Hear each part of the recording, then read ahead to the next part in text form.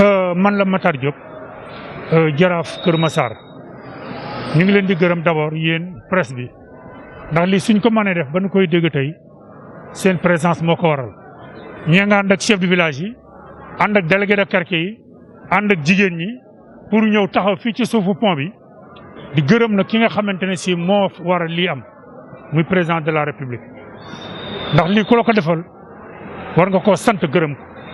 bi waxee département nii lañ taxee woon mu ànd seeg ñun ñu ne bu ñu laaj village traditionnel bi mu ànd si ak ñun li ñuy ñaan nag sécurité bi ñu fi gis ak fluidité circulation bi li ñu si gis mu continuer noonu nañu jàpp ne population yi aussi am na loo xam ne war nañ leen si sensibiliser mooy fii du place su saret du place su jaayukaay du place yoo xamante ne si aussi nit ñi dañ koy war di tilimal am na loo xam ne nag ñun buñ fi jógee dinañ si waxtaan ci suñu biir seet mensuellement naka la ñuy defee mobilisation pour ñëw jàppale état ñi ngi interpeller aussi les maires yi nga xamee ne tey ñoo yore responsabilité yi ak préfet sous préfet ñi ngi def seen liggéey kon ñu ngi leen di gërëm ndax démb gis nañ opération désencombrement bi ñu def loolu aussi buñ ko defee nañu ko continuer mu bañ a nekk loo xam ne dañ koy def weer 2 mois après les gens reviennent ici parce que loolu aussi ñu ngi si interpeller la puissance publique nga xamee ne état la ñun population li ñu man mooy gërëm ak sant ak ànd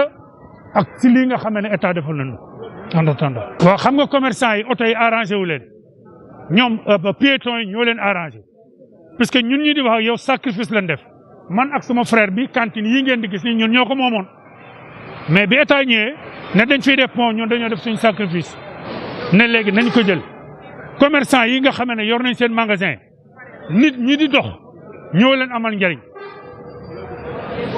bu oto yi ñëwoon tey gaare seen buntu magasin du sotti kon tey nit ñi di dox nii ñoo arrangé borom magasin yi tablier yi aussi suñuy jarbaat lañu suñuy doom lañu waaye nañ leen a wutal foo xamee ne dañ leen fay casé ñu dem fa di jaay te bàyyi pont bi loolu aussi man dinaa si jàpp pour que ñu seet espace yi fi ne ñu man leen fa yóbbu ñoom ñuy liggéey continuer seen i activité mais lii wër croisement bi ak pont bi vraiment ñu libéré ko.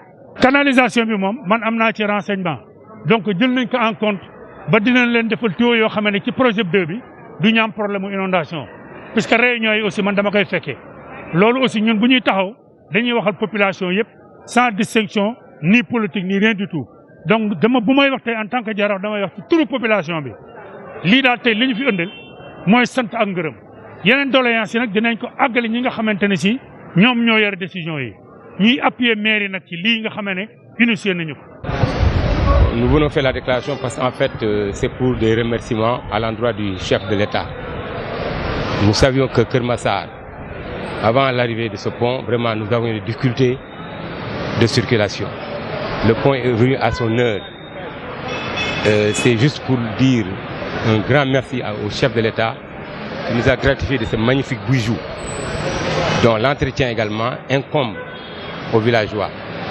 Nous sommes déterminés à participer à l'entretien et à la préservation de ce bijou. C'est juste des remerciements à l'endroit du chef de l'État. Vous avez quelques doléances? Ouais, nos doléances vraiment résident sur le fait que, bon, on aurait aimé que les commerçants, les tabliers, tous ces gens-là dégagent de la place. Parce qu'on ne peut pas faire un bijou à des centaines de milliards et laisser des tabliers vraiment pour que Kër Massar revive la même situation qu'auparavant. Il est inadmissible que des commerçants puissent mettre des étals sur cette place-là. Donc nous sommes déterminés également à faire mener ce combat. Mais tout ça, je crois que c'est des problèmes de sécurité.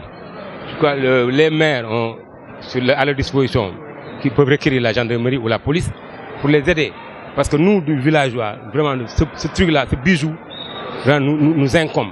Il faut que vraiment tous ces gens-là qui entravent la circulation dégagent de ces lieux-là.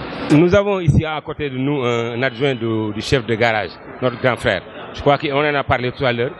Je crois que donc il va sensibiliser le patron Gorokouma pour voir si on peut avoir un garage fixe, un unique garage pour que tous les véhicules se rassemblent là-bas. Parce qu'il faudrait que ce village-là vraiment fasse l'objet d'une ville. Parce que maintenant c'est un département. Le département, nous avons sollicité auprès du président qui nous l'a accordé. Donc nous sommes déterminés à l'aider pour que ce village-là change. Je crois que c'est un taux d'avancement qui est satisfaisant. Je crois depuis il y a 2 ans que l'État a mis les moyens. Les travaux, c'est des grands travaux.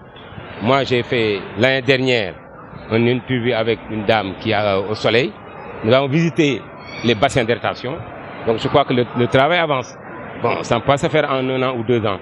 Mais si ça continue à ce rythme-là, je crois que bon, tout ira bien.